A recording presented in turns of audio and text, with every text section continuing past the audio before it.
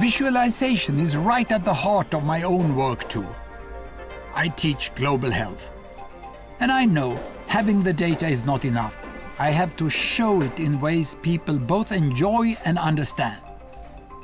Now, I'm going to try something I've never done before. Animating the data in real space, with a bit of technical assistance from the crew. So, here we go. First, an axis for health, life expectancy, from 25 years to 75 years. And down here, an axis for wealth, income per person, $400,000, $4,000, and $40,000. So down here is poor and sick, and up here is rich and healthy. Now, I'm going to show you the world 200 years ago, in 1810. Here come all the countries. Europe brown, Asia red, Middle East green, Africa south of Sahara blue, and the Americas yellow. And the size of the country bubbles show the size of the population. And in 1810, it was pretty crowded down there, wasn't it? All countries were sick and poor. Life expectancy were below 40 in all countries. And only UK and the Netherlands were slightly better off, but not much.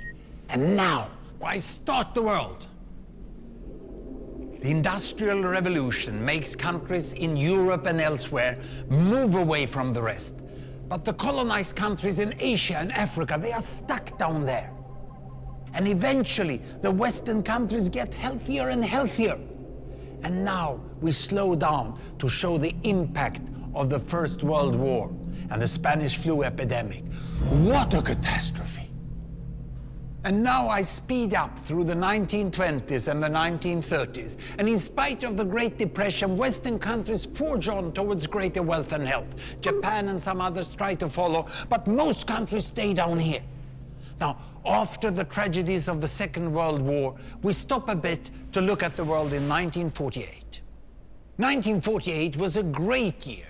The war was over, Sweden topped the medal table at the Winter Olympics, and I was born. But the differences between the countries of the world was wider than ever. United States was in the front, Japan was catching up.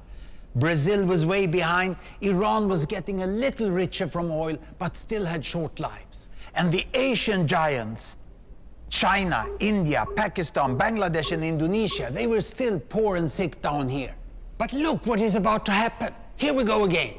In my lifetime, former colonies gained independence, and then finally they started to get healthier and healthier and healthier. And in the 1970s, then countries in Asia and Latin America started to catch up with the Western countries. They became the emerging economies. Some in Africa follows. Some Africans were stuck in civil war and others hit by HIV. And now we can see the world today in the most up-to-date statistics. Most people today live in the middle, but there are huge differences at the same time between the best of countries and the worst of countries. And there are also huge inequalities within countries.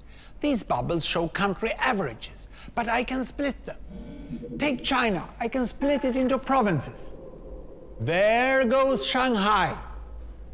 It has the same wealth and health as Italy today. And there is the poor inland province Guizhou. It is like Pakistan. And if I split it further, the rural parts are like Ghana in Africa. And yet, despite the enormous disparities today, we have seen 200 years of remarkable progress. That huge historical gap between the West and the rest is now closing. We have become an entirely new converging world. And I see a clear trend into the future. With aid, trade, green technology and peace, it's fully possible that everyone can make it to the healthy, wealthy corner. Well, what you just seen in the last few minutes is a story of 200 countries shown over 200 years and beyond. It involved plotting of 120,000 numbers. Pretty neat, huh?